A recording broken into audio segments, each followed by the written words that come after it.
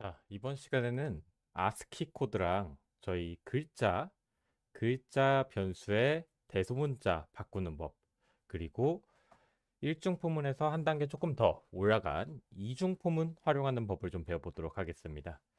자, 아스키 코드란 뭐냐?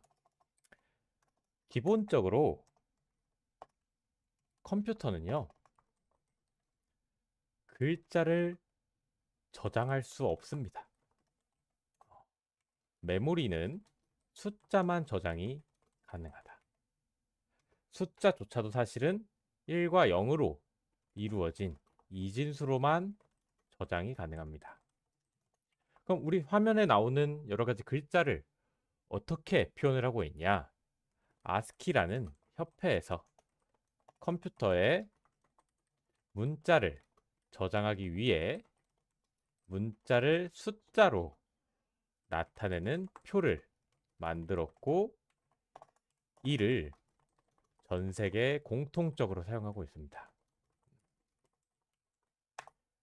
자, 기본적으로 아스키 코드는 128개의 문자로 구성되어 있고, 자, 아스키 코드를 여러분들이 이제 확인을 해 보실 때는 이거를 우리가 굳이 외울 필요는 없습니다. 검색을 해 보시면 이렇게 그림이 나옵니다. 그림이 나와서 보시면 대문자 A는 65라는 숫자로 매칭이 되어 있고요. 소문자 A는 97이라는 숫자로 매칭이 되어 있습니다. 여러분들이 뭐 자주 하시는 숫자 0은 실제 0이 아니라 글자 0은 48이라는 숫자 데이터로 매칭이 되어 있는 거죠. 그래서 우리가 글자를 표현하기 위한 변수는 캐릭터 타입의 변수로 이용을 하는데, 자, 얘의 정체는 사실 뭐냐? 글자를 저장하는 게 아니라 글자에 매칭이 되어 있는 아스키 코드 값을 저장하는 걸 우리가 확인할 수 있습니다. 자, 대문자의 65. 그렇죠? 아스키 코드 값 65죠. 자, 그래서 실제로는 65가 저장이 된다. 자, 그럼 아스키 코드 값을 여러분들이 알아내고 싶다. 이걸 우리가 전부 다 외울 필요가 없습니다. 그러면 인트 값으로 바꿔서 저장을 해주면 됩니다. 자, A의 아스키 코드는 65죠. 근데 내가 캐릭터 타입 변수를 인트 타입 변수로 바꾸는 방법이 있습니다. 이거를 우리는 형 변환이라고 해요. 그래서 인트 타입으로 바꿔서 저장을 해주시게 되면, 자, 65 값을 이렇게 확인할 수 있겠죠. 또는 디버깅 하셔가지고 조사식에 이 값을 그대로 넣어서 값이 숫자 값을 눈으로 확인하는 방법도 있죠. 음, 그래서 형변환을 이용을 하시던지, 또는 내가 디버깅을 통해서 조사식에 넣고 값을 확인하는 방법으로 아스키 코드의 값을 확인할 수가 있습니다. 자, 숫자 0에서 9는 그러면은 어떤 값으로 이루어져 있을까요? 자, 제로, 글자 0과 숫자 0은 다른 값이라는 거죠. 자, 글자 0은 지금 48임을 우리가 확인할 수 있어요. 제가 숫자 0을 넣으면요, 0이 들어가죠. 그래서 화면에 나오는 글자 0은 실제 값이 0이 아니다. 48부터 뭐 49, 50, 51, 그래서 9까지의 숫자로 출력이 돼 있겠죠. 자, 그러면 우리 A부터 Z까지를 반복문을 이용해서 한번 출력을 해볼까요?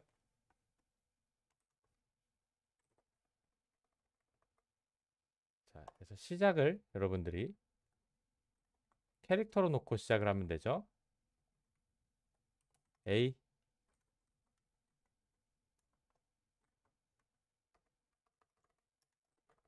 A부터 어디까지? Z까지 플러스 플러스 SD, Cout, CH. 음, A부터 Z까지 나오는 거 확인할 수 있죠. 이렇게 되는 원리가 사실은 뭐냐? 자, 이게 실제로 글자가 아니라 숫자이기 때문에 이런 연산이 가능한 거죠. 65부터 95까지. 그리고 우리 플러스 플러스 연산자는 하나 증가시켜주는 연산자였죠. 숫자이기 때문에 이런 연산이 활용 가능하다라는 거.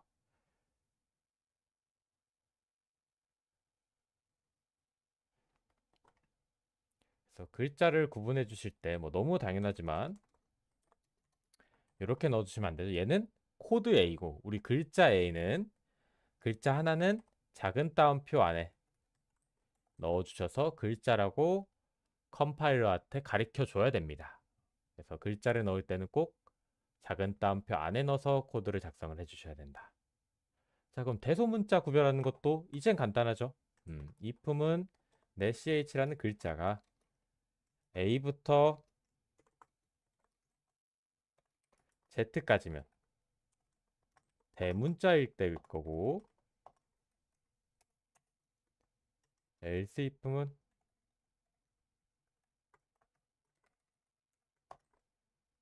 소문자 A부터 Z까지면 소문자인 거를 우리가 또 확인할 수 있겠죠. 그러면 이제 대문자랑 소문자 바꾸는 것도 인지를 할 수 있겠죠. 자, 대문자 A는 65입니다. 소문자 A는요, 97이에요. 자, 대문자 B는 66이죠. 소문자 B는 98입니다. 자, 정확히 몇 세 값으로 차이가 나죠?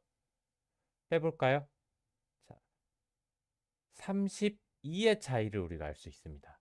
자, 소문자에서 32를 빼주면 대문자가 되고 대문자에서 32를 더해주면 소문자가 됩니다. 자, 그러면 요 글자를 우리가 요렇게 마이너스 32를 해주면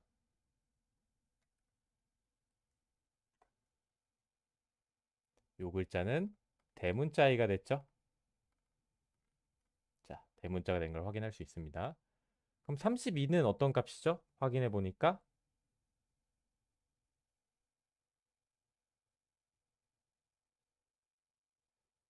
자, 32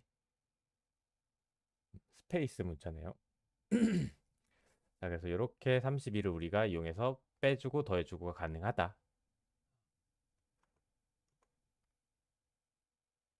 자, 숫자도 뭐 구분할 수 있을 거고, 그렇죠? 이렇게 이용해서 저희가 숫자도 0부터 9까지 해서 구분이 가능하겠죠.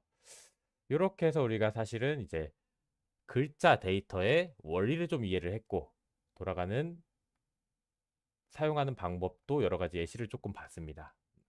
글자 관련된 데이터들 이용하셔서 숙제 꼭 한번 풀어보시고, 자, 이중포문 진행하도록 하겠습니다. 이중포문. 자, 기존에 우리가 반복문을 하나만 쓸 때, 그렇죠? 얘는 3번 반복하는 코드였습니다. 자, 헬로 헬로 헬로 3번 반복하는 코드죠.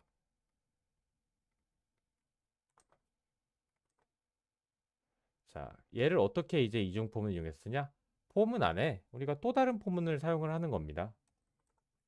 자, int 여기는 뭐 j라고 둡시다.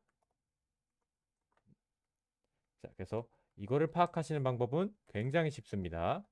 디버깅을 하나씩 돌려보면 됩니다. 자, i가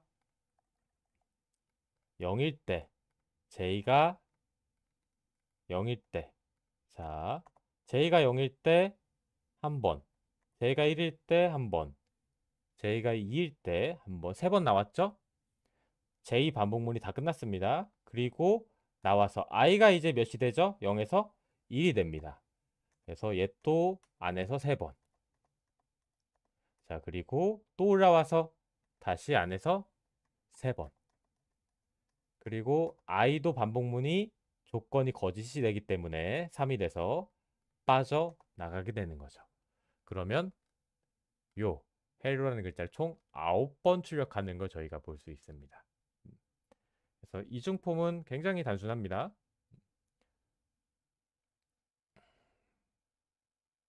그래서 우리가 이렇게 이중포문도 한번 활용을 해봤습니다. 자, 숙제 빼먹지 마시고 꼭 진행해 주시고 다음 수업 진행해 해주시면 좋겠습니다. 고생하셨습니다.